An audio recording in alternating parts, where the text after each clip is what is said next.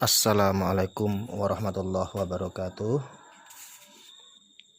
Baik anak-anak, mari kita lanjutkan materi pada pertemuan hari Rabu kemarin tentang toharoh. Pertemuan kemarin kita sudah membahas pengertian hadas dan najis. Sekarang kita lanjutkan materi tentang macam-macam hadas dan najis dan tata cara menyucikannya. Sesuai firman Allah Subhanahu wa taala dalam surah Al-Baqarah ayat 222. A'udzubillahi minasyaitonirrajim. Bismillahirrahmanirrahim. Innallaha yuhibbut tawwabina wa yuhibbul mutatahhirin. Al-ayah. Yang artinya, sesungguhnya Allah mencintai orang-orang yang bertaubat dan mencintai orang-orang yang mensucikan diri. Al-Baqarah ayat 222. Anak-anak semua, silahkan perhatikan dengan sungguh-sungguh, simak dengan seksama video ini sampai selesai, agar kalian bisa paham tentang macam-macam hadas dan najis dan tata cara menyucikan dengan benar. Yang pertama, yang akan kita bahas adalah macam-macam hadas dan najis. Hadas terbagi menjadi dua macam, yaitu hadas besar dan hadas kecil. Hadas besar adalah hadas yang harus disucikan dengan cara mandi. Sedangkan hadas kecil adalah hadas yang harus disucikan dengan cara berwudu atau tayamum. Baiklah, kita mulai tata cara menyucikan hadas besar, yaitu hanya dengan cara mandi.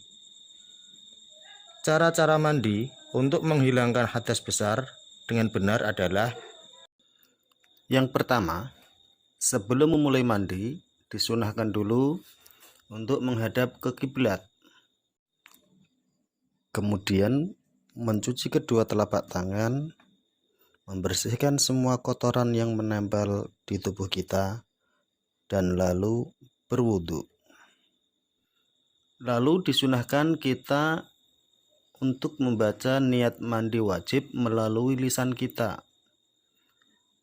Niatnya adalah nawaitul husla li raf'il hadatsil akbari fardhon lillahi ta'ala.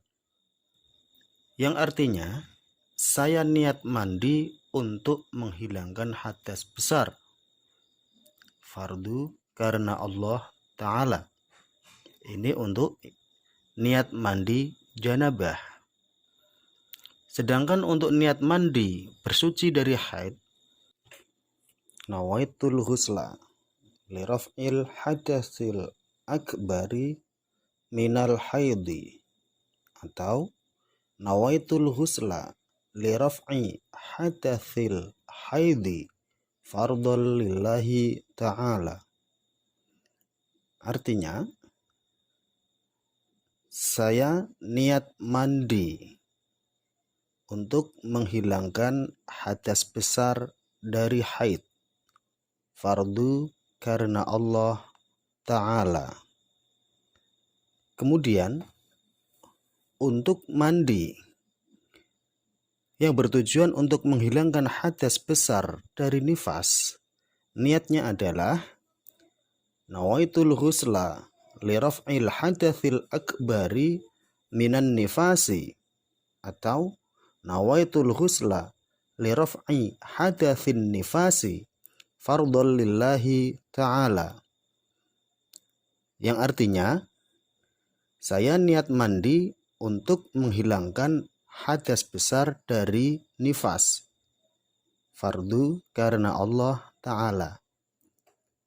Kemudian, untuk mandi wajib yang bertujuan untuk menghilangkan hadas dari wiladah atau melahirkan, nawaitul husla li raf'il hadatsil akbari minal wiladati, atau nawaitul husla li raf'i hadatsil wiladati fardhon lillahi ta'ala. Yang artinya, saya niat mandi untuk menghilangkan hadas besar dari wiladah atau melahirkan. Fardu karena Allah Ta'ala. Kemudian mulailah mandi dengan menyiramkan air dari rambut atau kepala yang disertai dengan niat yang dibaca oleh hati, karena niat adalah pekerjaannya hati. Niat di hati ini hukumnya wajib, dan wajib dibaca bersamaan dengan menyiramkan air yang pertama kali. Niatnya sama dengan di atas tadi, cuma bedanya yang di atas tadi hukumnya sunnah, kita ucapkan atau kita baca menggunakan mulut kita, sedangkan yang ini hukumnya wajib, tapi yang membaca adalah hati kita. Kemudian siramkan air dengan rata ke seluruh tubuh, mulai dari ujung rambut sampai ujung kaki. Gerak-gerakkan jari jemari tangan kita ke rambut kepala, kumis dan jenggot yang tebal bagi yang punya, dan gerakkan atau gosok-gosokkan ke arah lipatan-lipatan atau lekukan-lekukan tubuh kita hingga bersih. Tujuannya adalah agar air bisa merata ke seluruh bagian tubuh. Di saat menyiramkan air ke tubuh, kita disunahkan memulai dari arah kanan dari badan kita, yang bahasa Arabnya adalah tayammun, yang artinya mendahulukan yang kanan. Berikutnya, pembahasan kita adalah cara-cara atau urutan gerakan dalam berwudu. Di sini, yang akan Bapak Guru sampaikan dalam berwudu adalah sunnah dan rukunnya wudu. Terlebih dahulu, kita untuk menghadap ke kiblat, kemudian kita basuh atau kita bersihkan kedua telapak tangan kita sembari membaca Bismillahirrahmanirrahim. Kita bersihkan kedua telapak tangan kita. Kemudian membaca niatnya wudu. Nawaitul wudu'a liraf'il hadatsil ashghari fardhon lillahi ta'ala. Yang artinya, saya niat berwudu untuk menghilangkan hadas kecil karena Allah Ta'ala. Lalu berkumur dengan tujuan untuk membersihkan sisa-sisa makanan yang masih ada di dalam mulut kita atau sela-sela gigi kita. Kemudian istinsyak, yaitu memasukkan atau menghirup air ke dalam hidung, lalu kita semprotkan air tersebut melalui hidung kita dengan hentakan yang agak keras. Istinsyak ini tujuannya adalah untuk membersihkan kotoran yang ada di dalam hidung kita. Setelah itu, mulailah melaksanakan wudhu, yaitu dengan membasuh wajah dengan menyertakan membaca niatnya wudhu di dalam hati kita. Dalam hal membasuh wajah ini, yang wajib tersentuh air adalah bagian atas wajah atau bagian wajah bagian atas, yaitu sampai batas tempat tumbuhnya rambut kepala. Sedangkan wajah bagian samping kanan dan kiri adalah batas telinga bagian depan. Dan wajah bagian bawah adalah bagian bawah dagu. Jadi, bagian bawah dagu adalah wajib untuk terbasuh air di saat berwudu. Setelah itu, membasuh kedua tangan mulai dari kedua siku sampai ujung kuku jari-jari tangan kita. Bagi yang kukunya panjang, maka bagian dalam kuku wajib terbasuh air. Kemudian, mengusap bagian kepala atau rambut kepala. Dalam hal ini, rambut yang wajib dibasahi adalah area bagian dalam tempat batas tumbuhnya rambut kepala. Maka dari itu, bagi yang rambutnya panjang, tidak boleh hanya membasahi ujung rambutnya saja.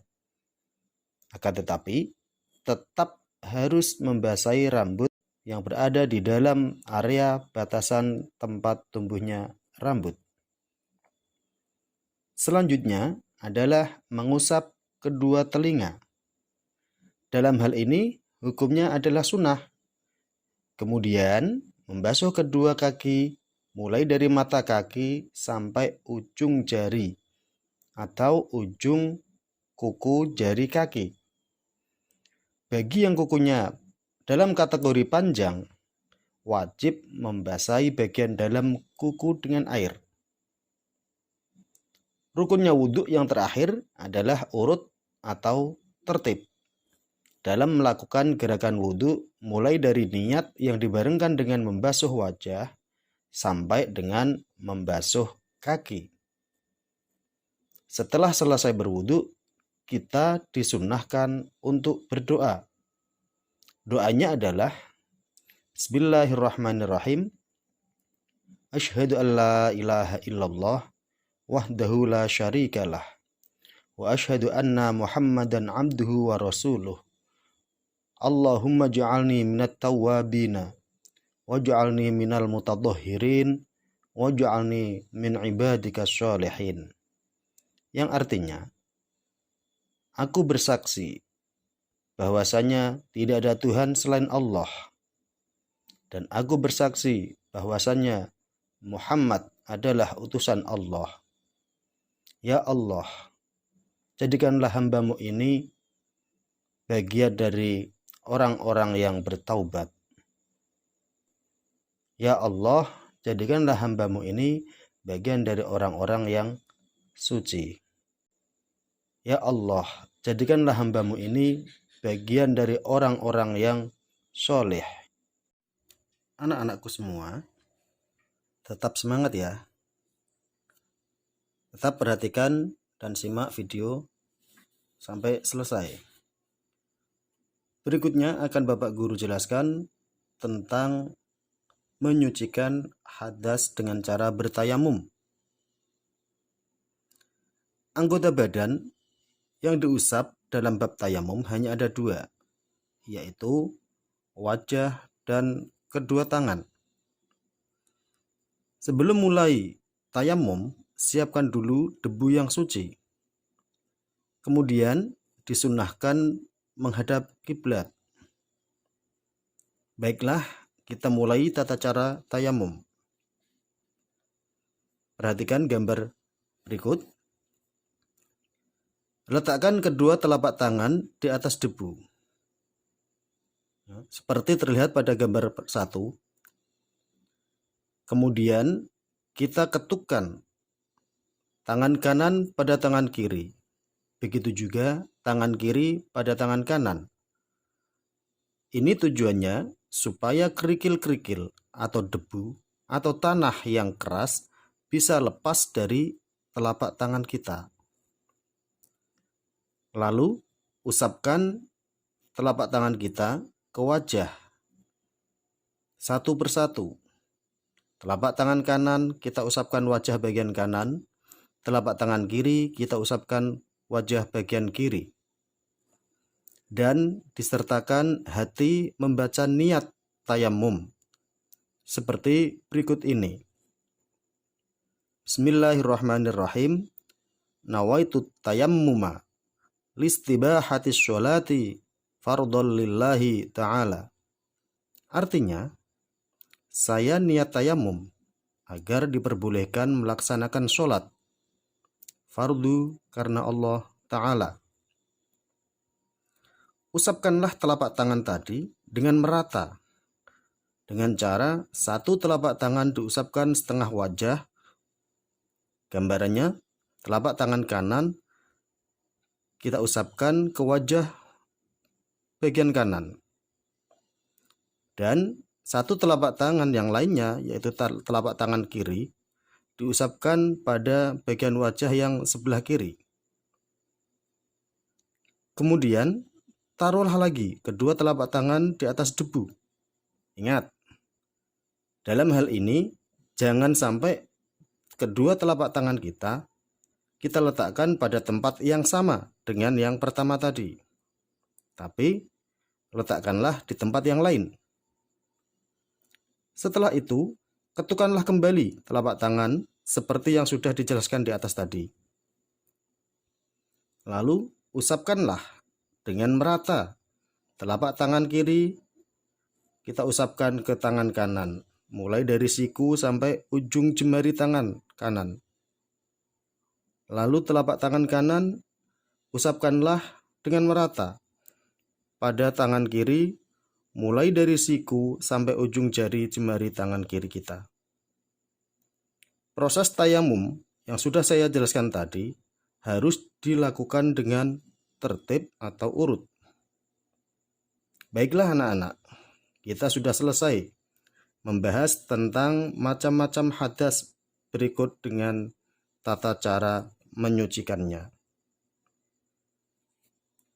Mari kita lanjutkan pembahasan kali ini dengan materi macam-macam najis dan tata cara menyucikannya.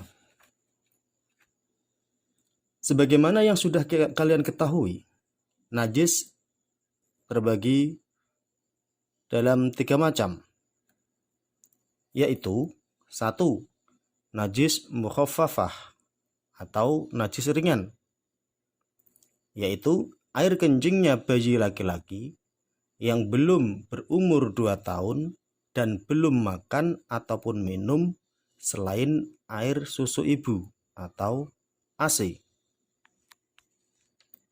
Cara menyucikannya dengan cara kita lap air kencing bayi laki-laki tersebut dengan kain yang kering atau juga bisa dengan menggunakan tisu kering.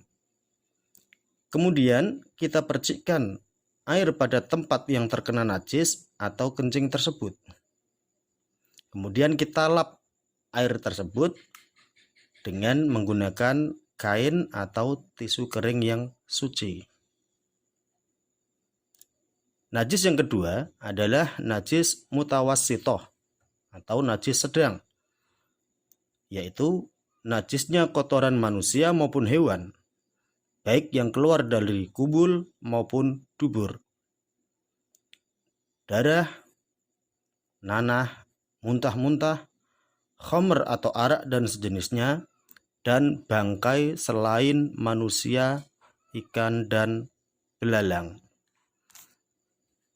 Cara menyucikannya, lihat gambar ini.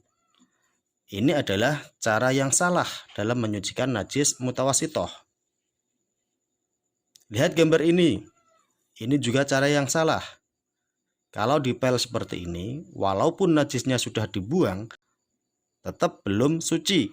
Bahkan najisnya malah melebar kemana-mana, mengikuti gerakan alat pel tersebut. Caranya yang benar, yang sesuai dengan tuntunan agama Islam adalah seperti gambar ini. Yang pertama, kita buang najisnya terlebih dahulu sampai bersih. Kemudian kita siramkan atau kita alirkan air pada tempat yang terkena najis sampai hilang 3 sifatnya, yaitu bau, warna, dan rasa. Najis yang terakhir adalah najis mughalladhah, najis yang nomor 3. Atau bisa dikatakan najis yang berat, yaitu najisnya anjing dan babi dan sesuatu yang keluar dari anjing dan babi itu. Cara menyucikannya adalah dengan cara kita buang dulu najisnya sampai bersih. Zatnya najis kita buang sampai bersih. Kemudian kita siramkan air sebanyak 7 kali, yang mana salah satunya kita campur dengan debu atau tanah yang suci, hingga hilang 3 sifatnya, yaitu bau, warna, dan rasanya. Baiklah anak-anakku semua, kiranya sudah usai pembahasan kita kali ini tentang macam-macam hadas dan najis dan tata cara menyucikan hadas dan najis. Anak-anakku semua, apa yang sudah kita bahas atau yang sudah Bapak Guru sampaikan atau ajarkan pada kalian, semoga berkah dan manfaat fid-dini wa dunya wal akhirah. Kiranya cukup sekian. Wallahul muwaffiq ila aqwamit thoriq. Wassalamualaikum warahmatullahi wabarakatuh.